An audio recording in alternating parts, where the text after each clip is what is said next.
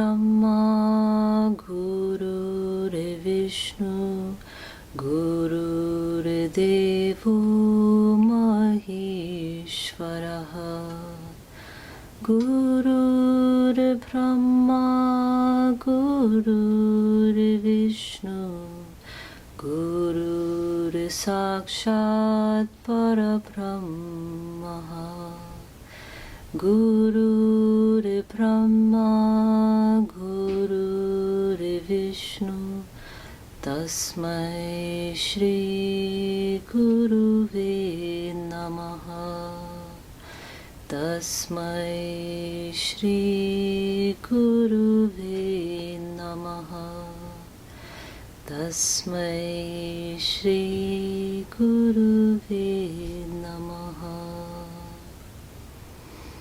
Om Shanti Shanti Shanti.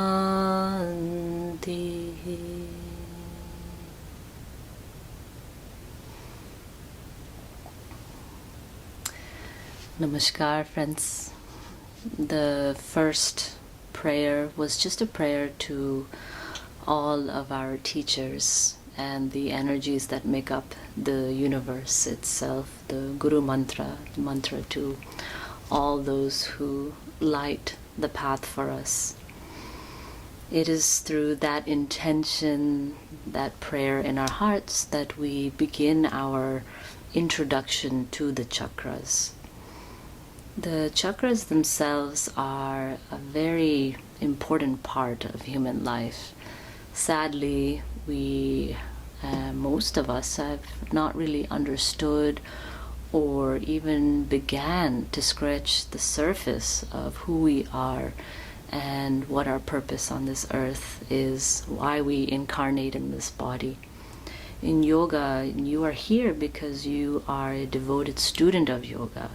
So your presence here makes me feel as though you're ready to really undertake a serious study of yourself, your own body, mind, and a serious study of a system of philosophy, of science, a system of energy, of universal quality that has been around for quite a long time. The chakra system itself was most prominently kind of codified and documented during the medieval period of the Tantras. However, before that, the chakras, the nadis, were also studied and understood by the yogis themselves and through their own practices of deep meditation, of pranayama, and of other absorption samadhis that led them to understand that there are both material realities and non-material realities. And the chakras are the really quite very highly intuitive and highly intellectual understanding of how the material and non-material come together. The chakras are the main energy centers along the spinal column, but that's a very, I would say, simplified explanation of them. The base or the root of all of these chakras, their fine makeup, is through the nadis or the streams of energies. Nada means movement, so the movement, the capability of movement through our body, our subtle energy body, is made possible by the nadis, these streams, these rivers that run throughout the human body that are invisible. So if you think about your nervous system, if you've ever seen a map of the nervous system, or if you're a medical student, you've definitely cut open a physical body to see the intricacies of the nervous system. The nadis can be said to be the underlay of that nervous system, our subtle body energy system, that is the motivator for all action in our physical form. And that action is through the vital essence of life itself, or prana. Prana is not just your breathing or your breath, but this essence, this quality of life force that rides the wave of the inhale and the exhale. And that is spread throughout the nadi system, throughout the body. The chakras are so important because they are seen as the juncture of, or the junction of, many nadis. So when many nadis collide along the spinal column, they form these major energy channels, major energy centers called the chakras.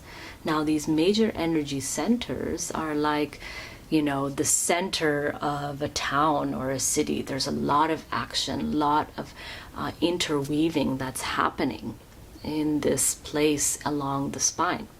And luckily for us, we have a physical structure that matches the energetic structure. And that, again, is what is so beautiful and very clear about the chakra system, is that whatever we do on the physical level begins to affect what is happening on the subtle level. So chakras themselves are wheels of energy. So if you very clearly just look at this sort of round circular shape with your gentle center, right? The center of the wheel is non-moving. It's very still, the spoke itself. And then you have, the hub. And then you have the spokes that come off of the hub, right? And everything around the center is spinning and moving and taking you from one place to the next. And that's really what the chakras are here to do. They're here to take you from one consciousness to the potential of another consciousness. And that is done through, again, these practices that we call yoga, these practices that we call meditation. Now, the central hub of the chakra is really where the energy is localized. And again, it's non-moving. It's what's still, stable, and firm. So that's the most deepest, innermost essence of your central nadi, the Sushumna nadi, that is captured within the spinal column. So when the nadi is active of the Sushumna, right, that's when the power center of the chakras really begins to vibrate and pulsate with life itself.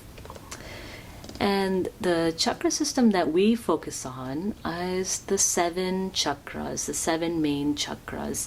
There are many more. There are about 114 chakras, and 2 are outside of the body, 112 are within the body. Many of them are minor chakras, or these minor confluences of energy, but there are 7 that are quite major, that really are the basic drive for all human life. And that's why we really focus on these 7. Later on, as you gain mastery over these 7, you gain also mastery over the minor processes of the other chakras. There are also said to be 2 chakras between the third eye center and the crown center that are also very important, but because they're so esoteric, it's very I would say difficult to come up with a clear way of accessing them without a specific teacher to guide you step by step.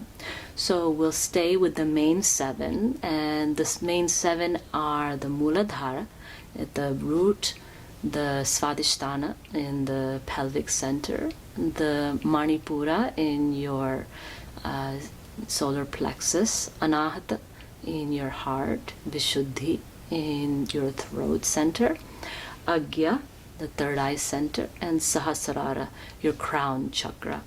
Now, each of these chakras are responsible for different emotional and psychological drives or desires within the human body, within the human mind. Like I said, they're made up of prana, these pranic force, the vital force. And these pranic waves are threefold. They're waves of beauty, saundarya, waves of bliss, ananda, and waves of desire, kama.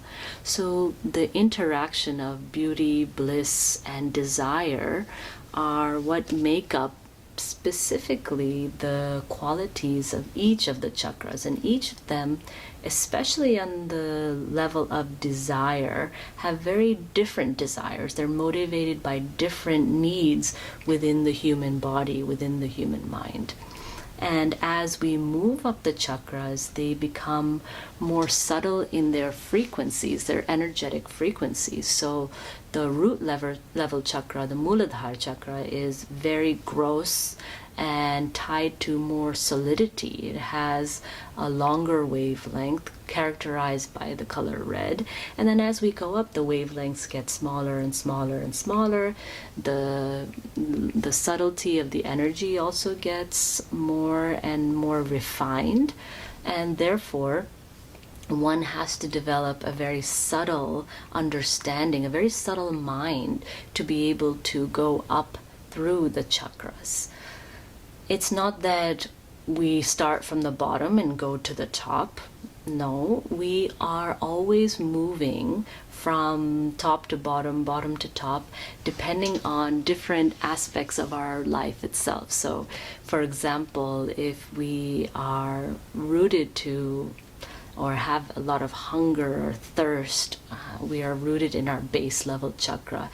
If we have an overflow of compassionate feeling towards another, we become, our consciousness, right, the pranic activity gets modified, becomes more active in the anahata chakra. So in that way, the chakras begin to teach us how consciousness moves. How does prana move? How do things become more active and open?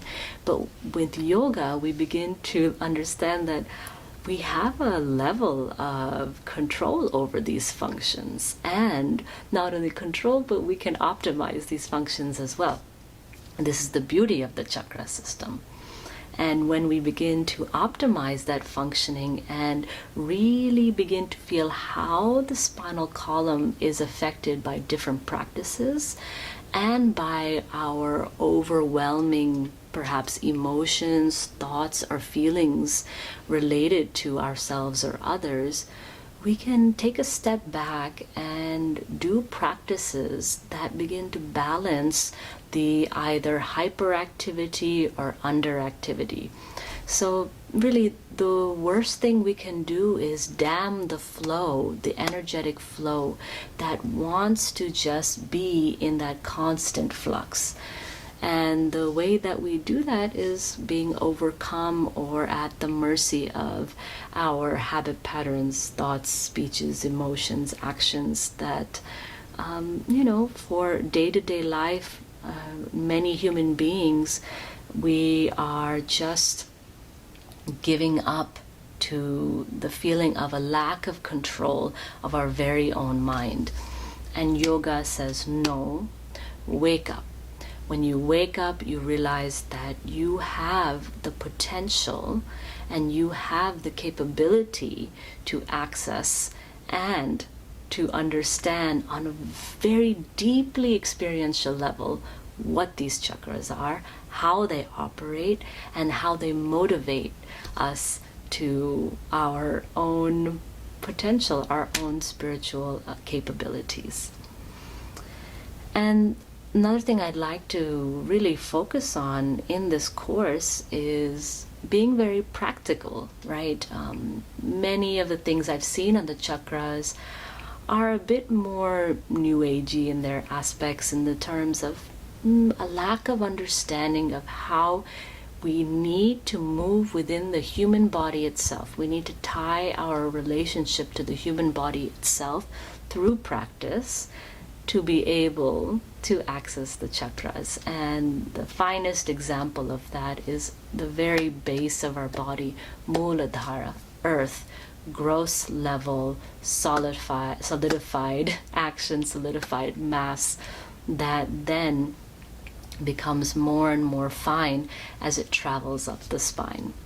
So it's a wonderful way now, as you begin this course, to really see that even though we're moving systematically from the base of our spine to the very top, we still will be always shifting and flowing day to day, moment to moment, up and down, depending on what emotions, what qualities are majorly present in that moment.